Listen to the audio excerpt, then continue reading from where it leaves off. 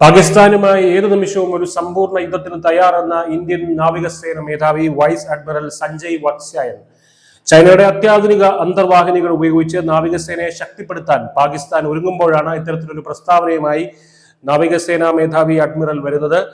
ഇന്ത്യയും പാകിസ്ഥാനും പങ്കിടുന്ന സമുദ്രമേഖലയിൽ ഈ കലുഷിതമായ സമയത്ത് അതീവ ജാഗ്രതയിലാണ് ഇരു രാജ്യങ്ങളും. 2015 ഒപ്പുവെച്ച $5 ബില്യൺ മൂല്യമുള്ള കരാറിൽ 8 ഹാങ്കോർ ക്ലാസ് ഡീസൽ ഇലക്ട്രിക് അന്തർവാഹിനികളാണ് പാകിസ്ഥാൻ ചൈനയുടെ കയ്യിൽ നിന്ന് സ്വന്തമാക്കുന്നത്. അതിൽ 4 ചൈനയിലെ വുഹാനിൽ നിർമ്മിക്കും, 4 കറാച്ചിയിൽ അസംബിൾ ചെയ്യും. ആദ്യത്തെ അന്തർവാഹിനി 2024 ഏപ്രിലിൽ നീറ്റിലിറക്കി. ഈ വർഷം 2 കൂടി പുറത്തിറക്കും. ഇതൊരു പ്രധാന മുന്നേറ്റമാണെന്ന് പാകിസ്ഥാൻ നാവിക മേധാവി അഡ്മിറൽ നവീദ് അഷ്റഫ് പറഞ്ഞു. മുഴുവൻ അന്തർവാഹിനി വ്യൂഹവും 2028 സജ്ജമാകുമെന്നും അതിനൊരു പ്രധാന അന്തർവാഹിനി 2026 പ്രവർത്തനത്തിന് തയ്യാറായേക്കുമെന്നും പ്രതീക്ഷിക്കുന്നു എന്നും അദ്ദേഹം പറഞ്ഞു.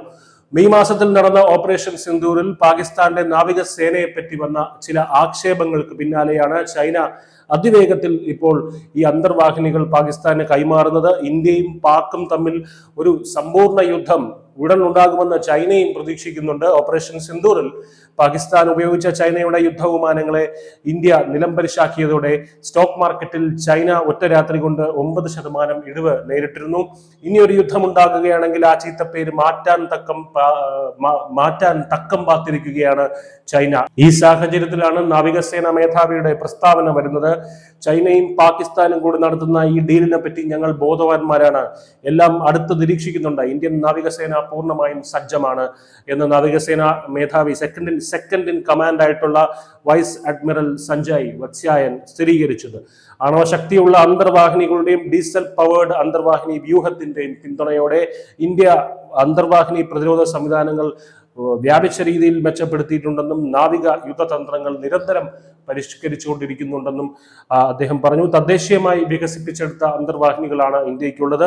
ഇതിനിടെ ചൈനയുടെ 3ാമത്തെ വിമാനവാഹിനി കപ്പലായ ഫുജിയാൻ പുറത്തിറക്കിയത് ഇന്ത്യൻ പ്രതിരോധ മേഖലയ്ക്ക് ഒരു വെല്ലുവിളി ഉയർത്തുന്നുണ്ട്. 2 വർഷത്തിനുള്ളിൽ പുതിയ ചില യുദ്ധക്കപ്പലുകൾ ഇന്ത്യ സ്വന്തമായി നിർമ്മിച്ചെടുത്തേക്കും.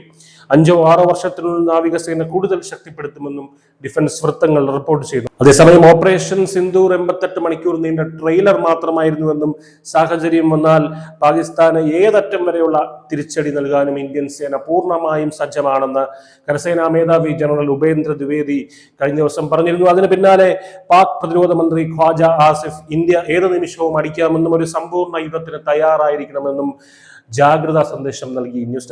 News India Malayalam.